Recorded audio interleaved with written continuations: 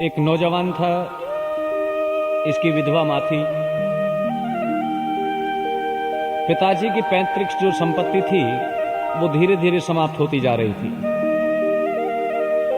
इस नौजवान को चिंता हुई, घर का गुजारा कैसे चलेगा। ये अपनी माँ से कहता है कि माँ, मैं कोई नौकरी कर लूं। माँ ने कहा, बेटे नौकरी कर लो। कहते हैं नौजवान घर से नौकरी करने के लिए निकला और जहां पर नौजवान फौज में भर्ती होते थे वहां पर पहुंच गया।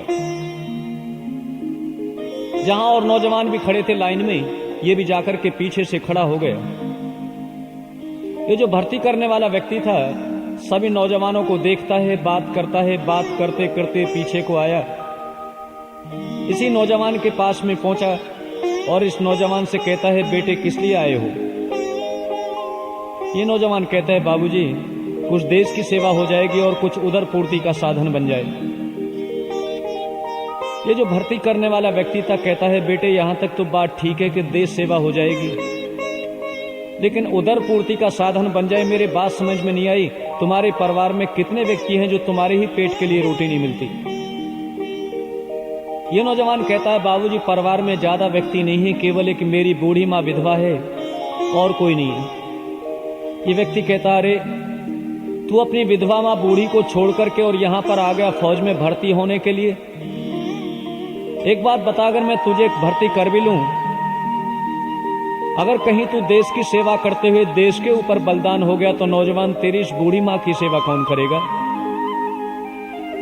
जब इस बात को सुना नौजवान उदास हो गया। ये भर्ती करने वाला व्यक्ति कहता है, नौजवान मैं तुझे भर्ती नहीं करूंगा। ये नौजवान निराश होकर के अपने घर पर वापस आ गया। मां ने बेटे के चेहरे को देखा और देख करके कहती है, बेटे नौकरी लग गई। ये नौजवान कहता है, हाँ मां नौकरी लग भी गई और छुट भी गई। इसने कहा, क्यों। कहते हैं इस नौजवान ने पूरी हालचाल जितनी भी बातें हुई थी सब बता दी। ये इसकी मां कहती है, बेटे चिंता मत करो, रोटी खाओ, आराम से लेटो। कल सुबह में तुम्हें एक पत्र लिख करके दूंगी, शर्त यह है उस पत्र को रास्ते में पढ़ना नहीं है और इस पत्र को बाबू को जाकर के देना। मैं गारंटी के साथ कहती हूं तुम्हें वो बाबू नौकरी पर जरूर लगा लेगा। कहते हैं नौजवान ने रोटी खाई। अगले दिन प्रातःकालीन उस माँ के पत्र को लेकर के नौजवान आज ऑफिस पे नहीं, उस बाबू के घर पर पहुंचा। बाहर से शीश दबाया, अंदर घंटी बजी। ये बाबू बाहर निकला, इसको देख करके पहचान गया और कहता है, अरे मैंने तो तुम्हें कल मना कर दिया था, मैं तुम्हें नौकरी पे नहीं लगाऊंगा, लेकिन आज किस लिए आए हो। ये नौजवान बड़े खुशी के साथ कहता है, बाबूजी आज मैं कोई आया थोड़ी हूं, आज तो मुझे भेजा है। कहा, किसने। ये बड़े गर्व के साथ कहता है, आज मेरी मां ने भेजा है। और ऐसे भेजा नहीं बल्कि पत्र भी साथ में लिख करके दिया है। कहते हैं इस बाबू को जब इसने पत्र दिया, इस ऑफिसर ने इस पत्र को पढ़ा, पढ़ करके ड्राइवर का इंतजार नहीं किया और इस नौजवान से कहा कि नौजवान मेरी गाड़ी में बैठो, मुझे अपने घर का रास्ता बताओ। यह नौजवान इस ऑफिसर को अपने घर पर लेकर के गया और जाकर के देखता है कि दरवाजा बंद है।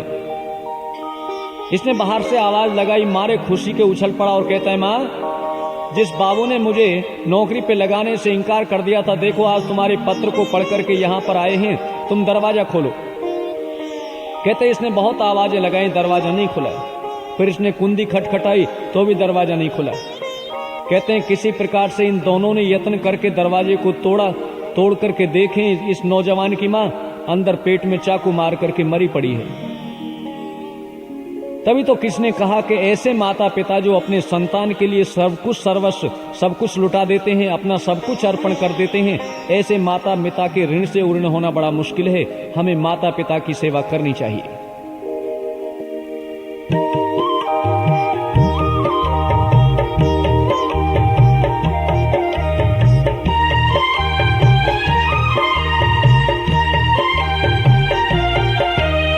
हम कभी माता पिता का ऋण चुका सकते नहीं, हम कभी माता पिता का ऋण चुका सकते नहीं।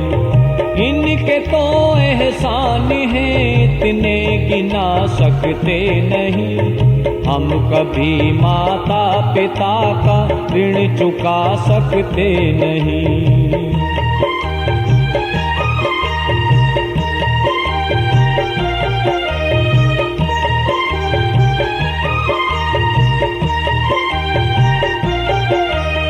ये कहाँ पूजा में शक्ति, ये कहाँ फल जापिका। ये कहाँ पूजा में शक्ति, ये कहाँ फल जापिका। हो तो हो इनकी कृपा से खातिमा संतापिका। इनकी सेवा से मिले धन ज्ञान बल लंबी उम्र। स्वर्ग से बढ़कर है जग में आसरा माँ बाप का। इनकी तुलना में कोई वस्तु बिला सकते नहीं। हम कभी माता पिता का ऋण चुका सकते नहीं। हम कभी माता पिता का ऋण चुका सकते नहीं।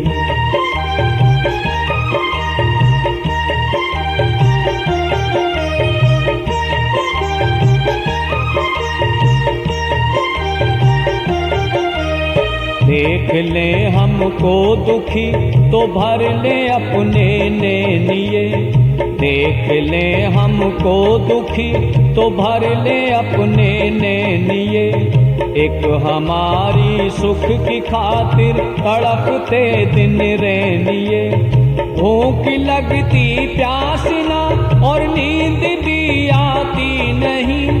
कष्ट हो तन पे हमारे हो उठे बेचैनिए। इनसे बढ़कर देवता भी सुख दिला सकते नहीं। हम कभी माता पिता का ऋण चुका सकते नहीं। हम कभी माता पिता का ऋण चुका सकते नहीं।